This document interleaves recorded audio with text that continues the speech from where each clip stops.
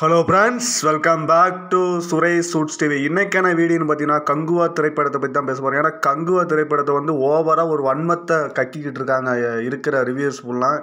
ஏன் இவ்வளோ வன்மத்தை கக்குறீங்கன்னு ஒன்றும் புரியல. படம் வந்து நல்லா தான் இருக்குது, அவ்வளோ ஒரு கேவலமெல்லாம் கங்குவா படம் வரலை, நல்லா தான் இருக்குது அந்த படம். ஏன் இவ்வளோ ஒரு நெகட்டிவ் ரிவ்யூ கொடுக்குறாங்கன்னு ஒன்றும் புரியல. நான் வந்து நேற்று தான் படத்தை பார்த்தேன். படம் வந்து அருமையாக தான் இருக்குது, ஒன் டைம் பார்க்கலாம். அவ்வளோ கேவலமெல்லாம் அந்த படம் கிடையாது. ஏன்னா ஒரு நல்ல விதமாக தான் எடுத்திருக்காங்க.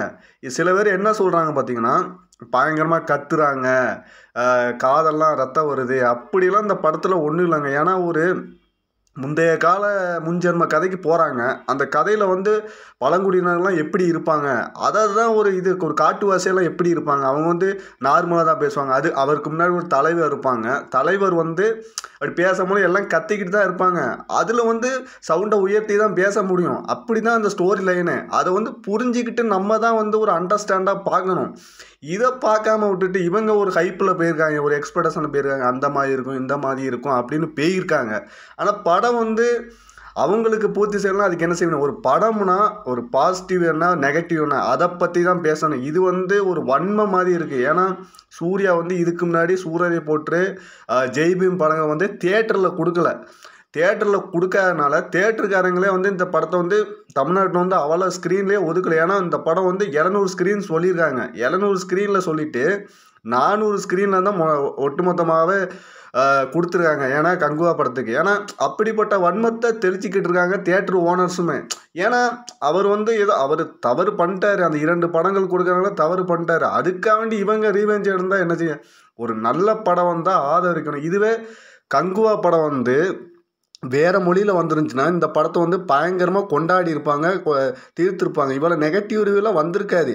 இவங்க எப்படின்னா இந்த கேஜிஎஃப் படங்கள், இந்த காந்தார படங்கள், இந்த மாதிரி மற்ற மொழிகள் படங்கள் மட்டும் நல்லா தூக்கி வச்சு கொண்டாடுவானுங்க. இந்த தமிழில் வந்து ஒரு நல்ல படம் வந்துச்சுன்னா கொண்டாட மாட்டான், போட்டு அடின்னு அடித்து காணாமல் பண்ணிடுவான். ஏன்னா அவங்க பில்டப் கொடுத்து தான் ஆகணும் ப்ரொடக்ஷன் சைடு. ஏன்னா ப்ரொடக்ஷன் சைடு சரி ஒருவேளை கங்குவா படம் நல்லா வந்துருந்துச்சு, நல்லா வந்திருந்தா ஏன் விளம்பரம் படுத்தலை அப்படின்னு சொல்லுவாங்க ஒரு கும்பல்.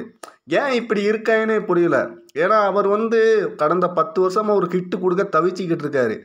1000 கோடி 2000 கோடி. இந்த படத்தை ஒரு நல்ல விதமாக ஓட வைக்கணும். அதுக்குன்னு ஒரு படத்தை வந்து நெகட்டிவ் ஸ்ப்ரெட் பண்ணுறது தான் சரியில்லை மக்களே. என்ன செய்கிறது.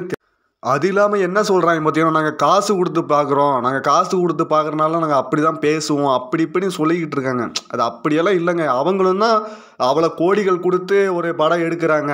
அதை வந்து ஒரு நல்ல விதமாக சொல்லணும். இது வந்து பர்சனல் அட்டாக் மாதிரி இருக்குது. டேரக்டர் மேலேயும் சரி, ஒரு ஆக்டர் மேலேயும் சரி, ப்ரொடியூசர் மேலேயும் சரி, ஒரு பர்சனல் அட்டாக்கிங் பண்ணிக்கிட்டு இருக்காங்க. ஒரு பழைய காலகட்டத்தில் எடுத்துக்கிட்டிங்கன்னா இப்படியெல்லாம் ஒரு ரிவ்யூவே நடக்காது. ஏன்னா இந்த சோசியல் மீடியா என்னைக்கு வந்துச்சோ அன்னையிலேருந்து இந்த ஒரு தமிழ் சினிமா எல்லாமே முடங்கி போச்சு. இவங்க வந்து மற்ற மொழிகள் படத்தை ஆதரிப்பானுங்க, தமிழ்நாட்டு படங்கள் மட்டும் ஆதரிக்க மாட்டானுங்க. ஏன்னா ஒரு ஃபேன்ஸ் வார் இப்படி போய்கிட்டு இருக்கனால இது வந்து ஒரு ஆரோக்கியமான ஒரு இது இல்லை. இது வந்து இப்படிலாம் போய்கிட்டு இருந்தால் ரொம்ப ஒரு கேவலமாக போய்கிட்டு இருக்கு. ஒரு பழைய காலகட்டம் எடுத்துக்கிட்டிங்கன்னா ஒரு ரிவ்யூவே பார்க்க மாட்டாங்க. ரிவ்யூ பார்க்கும் போது தான் படத்துக்கு போவாங்க, அவ்வளோ சந்தோஷமாக படத்தை பார்ப்பாங்க, என்ஜாய் பண்ணிட்டு வந்துடுவாங்க. இப்போ என்ன கேட்டால் ஒரு அவனுங்க மைண்ட் செட்டே இவங்க மாற்றி விட்டுட்டானுங்க. நல்லா இருந்தாலும் நல்லா இல்லைன்னு தான் சொல்லிக்கிட்டு இருக்கானுங்க இப்போதைக்கு.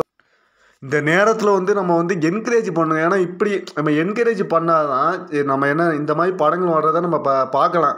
சரி, நம்ம இதில் நிறை குறை என்ன அதை சொல்லணும். அதை சொல்லாமல் விட்டுட்டு இவங்க வந்து இப்படி இந்த படத்தை பயங்கரமாக அடித்தாங்கன்னா இது மாதிரி தமிழ் சினிமாவில் எந்த படமும் வராது. இந்த படம் ஒரு பழைய கதைகள் வச்சு தான் எடுத்திருக்காங்க. இதெல்லாம் ஒரு எம்ஜிஆர் காலகட்டத்தில் இந்த மாதிரி படங்கள்லாம் வந்துருச்சு, நம்ம புரிஞ்சுக்கு தான் ஆகணும். ஆனால் வந்து ரொம்ப ஒரு கேவலமாக பண்ணுறாங்களே, அதுதான் நான் எனக்கே ஏற்றுக்க முடியல. அதனால தான் நான் அந்த வீடியோ பண்ணுறதுக்கு காரணமே, முடிஞ்ச அளவுக்கு இந்த படத்தை வந்து ஓட வைங்க, ஒரு ஒரு அளவுக்காச்சும் ஓட வைங்க. ஒரு நெகட்டிவ் வந்து ஸ்ப்ரெட் பண்ணாதீங்க. அதுதான் நம்மளால் முடிஞ்ச இது.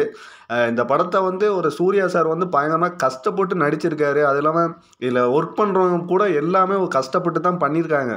ஒரு படத்தை வந்து நம்ம ஒரு 2 மணி நேரம் பார்த்துட்டு நம்ம இவளை கேவலப்படுத்துறது வந்து சரியில்லை மக்களே.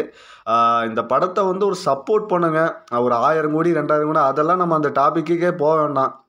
இந்த படத்தை ஒரு நல்லா ஓட வைங்க. இந்த வீடியோ பிடிச்சதா லைக் பண்ணுங்கள், ஷேர் பண்ணுங்கள்.